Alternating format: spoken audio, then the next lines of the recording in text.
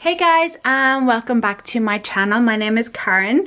So today we're going to be doing paycheck number 2 of September 2022. It is the 8th of September today, and it's time to jot down Robert's pay and the children's allowance payment that we received on Tuesday, the first Tuesday of the month. So if that is something that you're interested in, to see how we use our money and where we put it, please do stay tuned, and I will go through our paycheck budget for week 2 of September. So to jump straight in, we're going to move some stuff out of the way. So last week, or in my last video, you would have saw me doing the check-in for week number 1 and finishing out the payday budget for week number 1. So that is over, that's a video on my channel if you want to check that out. So today, as I said, it is the 8th of September.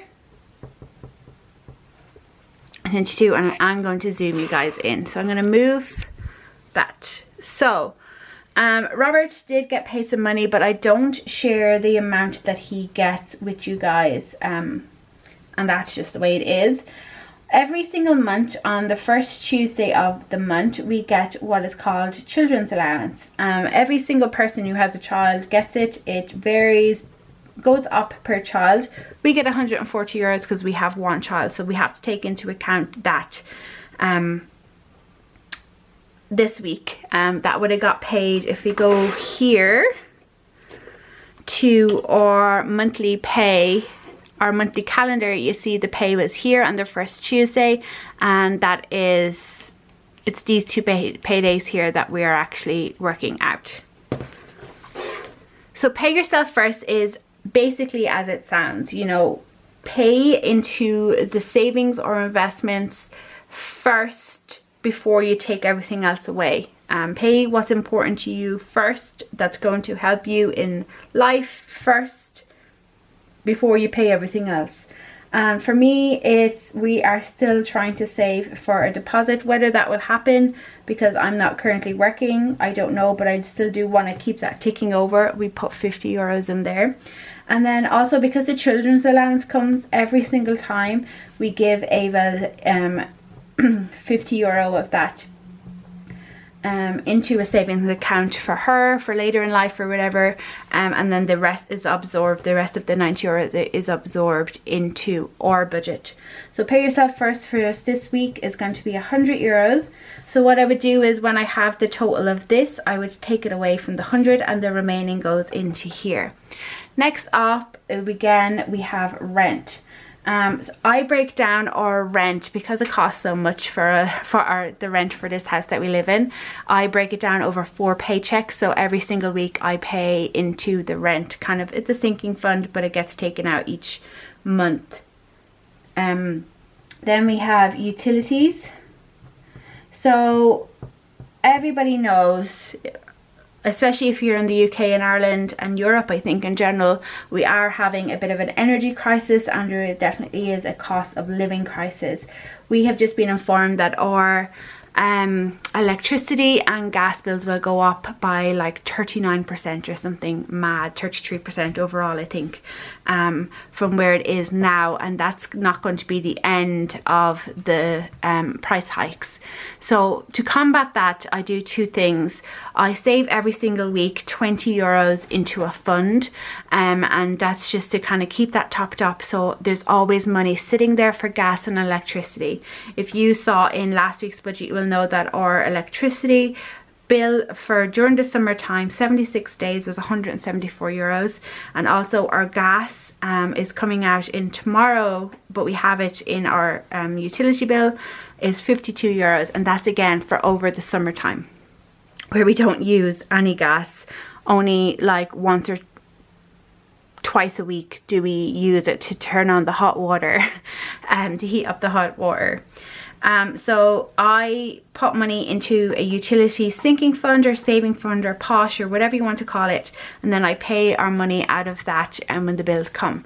The other thing I do is I take meter readings and I submit them to our energy company, and that just keeps on top of it to make sure we don't get any dreaded estimated bills, because they always overestimate, and that causes your bill to be very high. But if you on a monthly basis, I do mine near closer to the end of the month because that's when my bills come in, but if you on a monthly basis go outside, open your meter box, or inside if it's inside, take a picture and then submit that reading to your energy provider, it will keep that cost as close to actual as you can. And they're the two things I do to try and help with our utilities. Next up we have our food shopping. Food shopping gets €100 per month, per week should I say. Then we have fuel. Fuel, we're putting in €50. Again, lots of these things are just the same each week because it's just what works for us now. We've been doing it for so long. Clothing gets €5. Again, that's just to keep it topped up. And then medical gets €10. And again, I'd add these all up, put the total here, and then I'd take this, take away from the total, and then that's what goes down here. So if we move on to the next section, so we have annual costs. So annual costs are things that come every single year and you have to be prepared for them whether or not you want to be. So the first thing we have is a car and a motorbike, and they need insurance.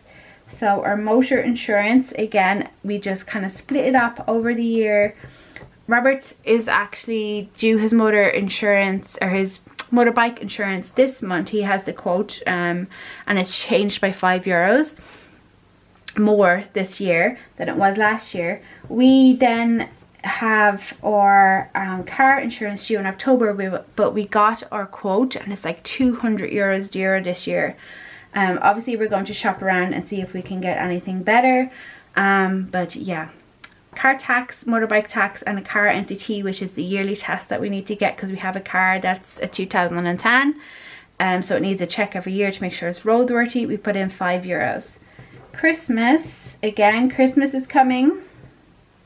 We can't stop it from coming. If you celebrate it, you probably need to buy somebody gifts. So $61.11 is what we're putting in there. School. Again, school is, we keep ticking over with €2 a week. They for things that crop up throughout the year. There's always things. Birthdays. It's my mother's birthday at the end of the month. And we were putting in €5 into that fund. And then maintenance. Maintenance is for the car and the motorbike, in case anything happens to them and we need to buy parts. We're luckily enough, Robert is a car mechanic, so he can, you know, deal with that himself. So we have, I didn't add this up, so 5 and 5, 61, 11, 2, 5 and 10, 88, 11. Debt, we don't have any remaining debt, but if you did, that's where you'd take that out. Then we have the nice things. So the nice things are things that you could live without if you had to. If something, if one of us were to lose our jobs and we had to cancel it. Now some of these mightn't be things that you can live without. So you'd put them in the essential expenses here. But for us, we're just saying for right now, we could live without them. But let's be honest, I probably couldn't live without my phone. I'd need to either have my phone or my broadband, one or the other. We just did live without broadband for a month and it was agony. But anyways, then we have household, and that's just to kind of top up things around the house. Not necessarily like cleaning products or anything like that. It's just the nice things, you know, like new pillows, a new throw, a new those sorts of things, you know. So Karen and Robert, I've just bunged that into one.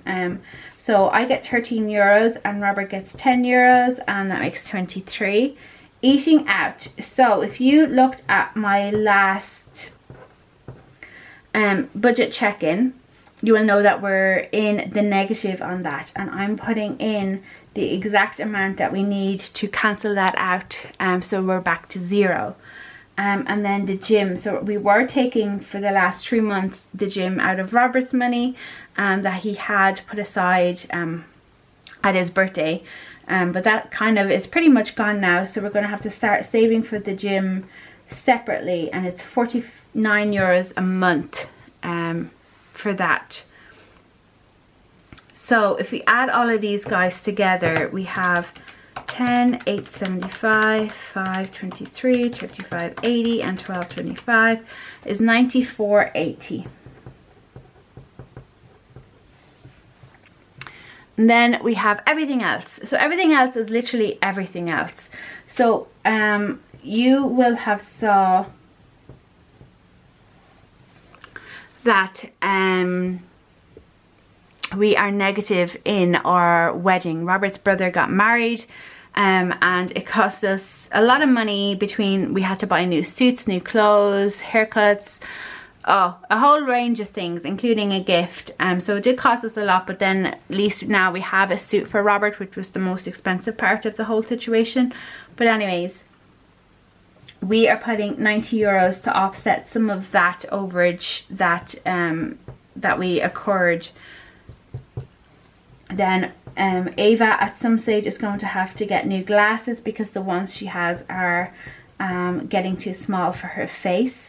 Swimming, again, Ava is starting new swimming lessons on Saturday, but we're going to save ahead for the next swimming session, and we're going to do like a scratch and save, and it's up to 15 euros. So this will more likely change unless we scratch at 15 euros. So then we have, I think, 2 weddings to attend in 2023. And we're just going to start slowly saving for that. As I said, Robert won't need a new suit. Maybe like a new tie or something. But yeah. Then we have our holiday for next year, and that's getting 15 euros.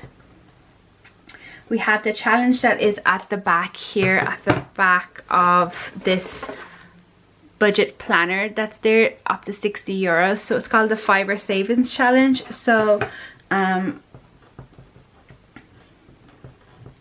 we're adding 10 euros to that this week.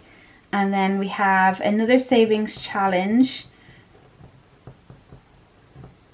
called the 400 challenge, which again, it's over, how many boxes is there? Like 26 boxes, I think, or 5 times.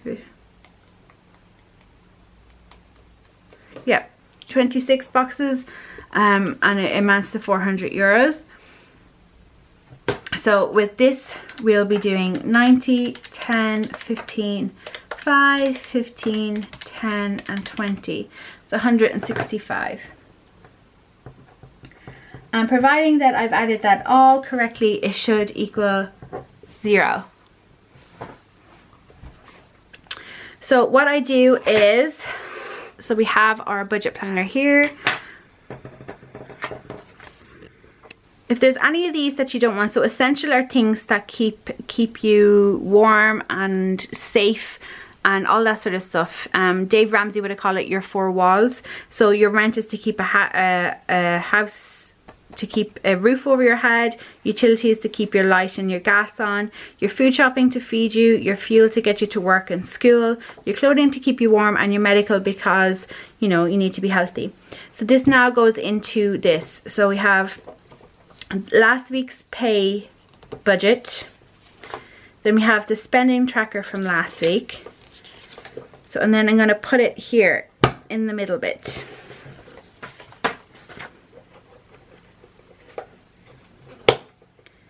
Like that. So then there's another savings tracker on the back of that. So it has 2 pages essentially before. So it comes with an extra spending tracker. There's the original spending tracker left, and then we're into the check-in. So each week I'll continue adding payday budgets and do payday budgets with you guys. As I said, some of them will be the same, some of them I'll be accounting for, you know, overspending that we have done.